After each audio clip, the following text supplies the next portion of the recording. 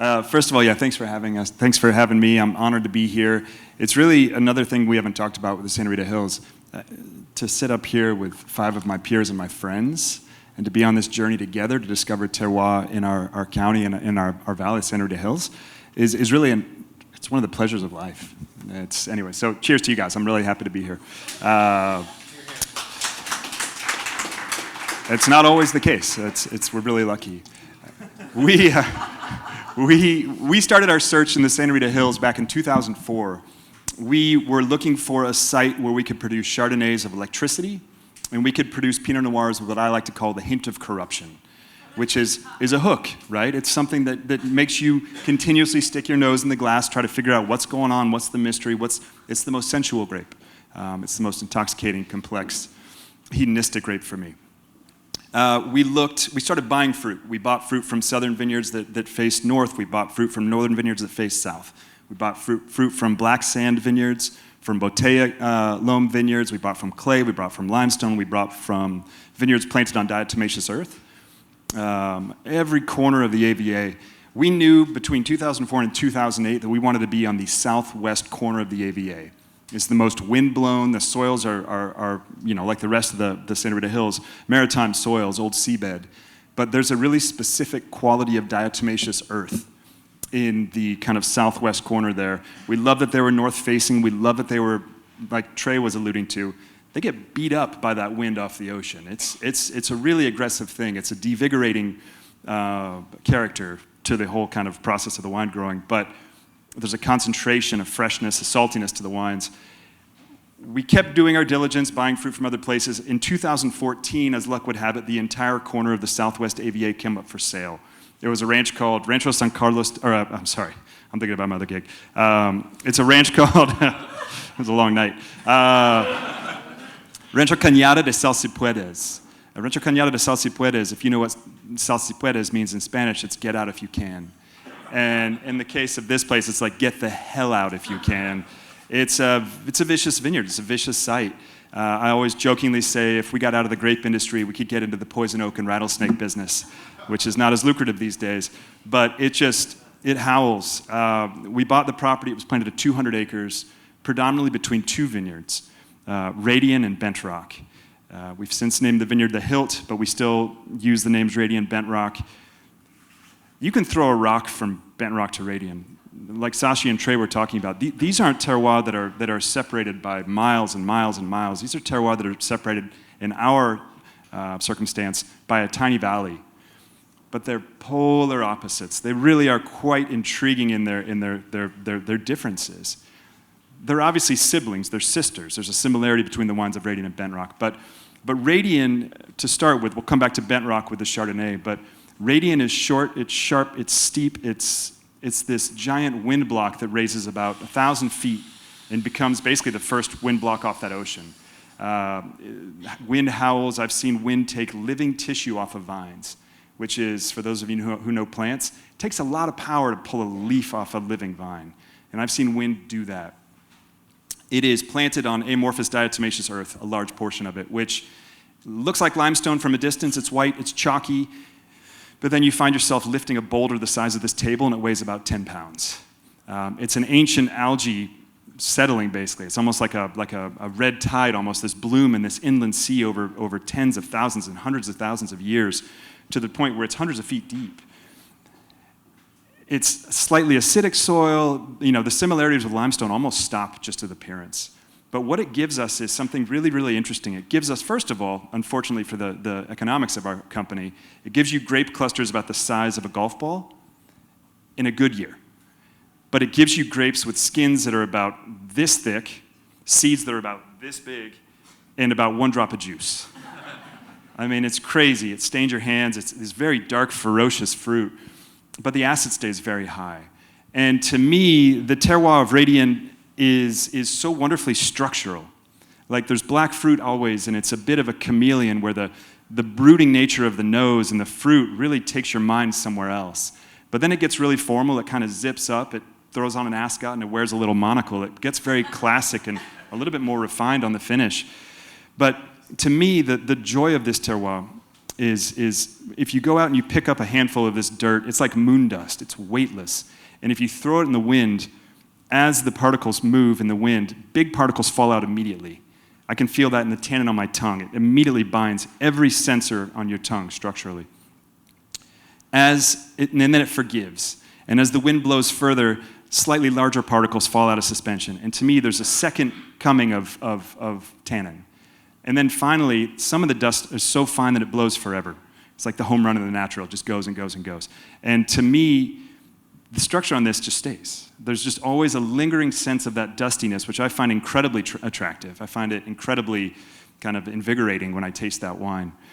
Another part, Sashi was talking about physical attributes of terroir, like a tree that affects something, right?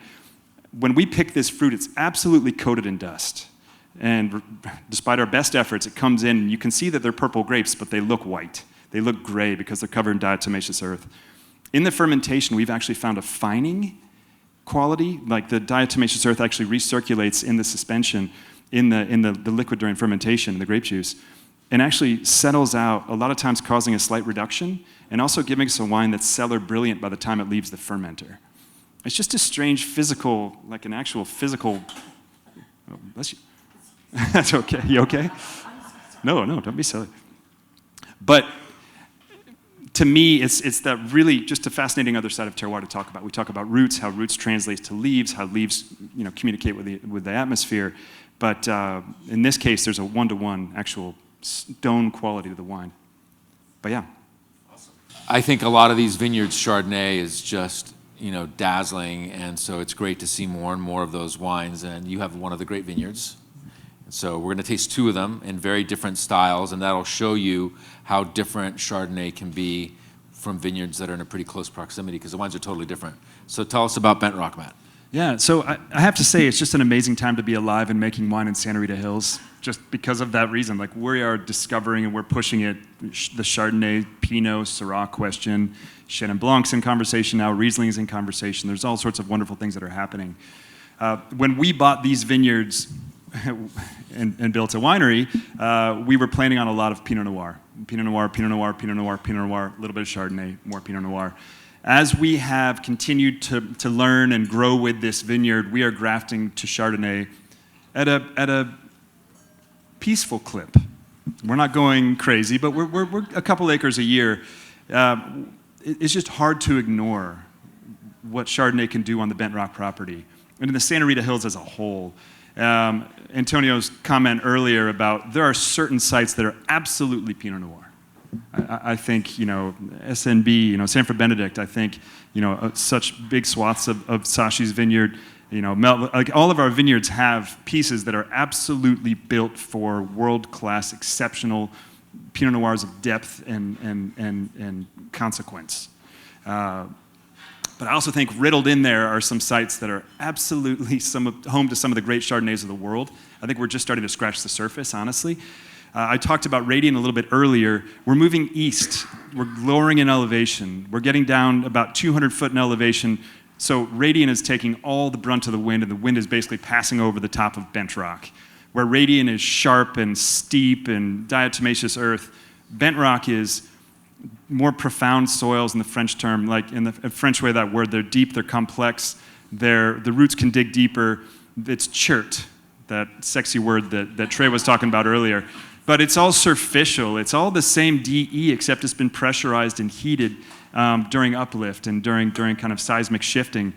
And so you have just these plates, just these long runs of really compressed chert.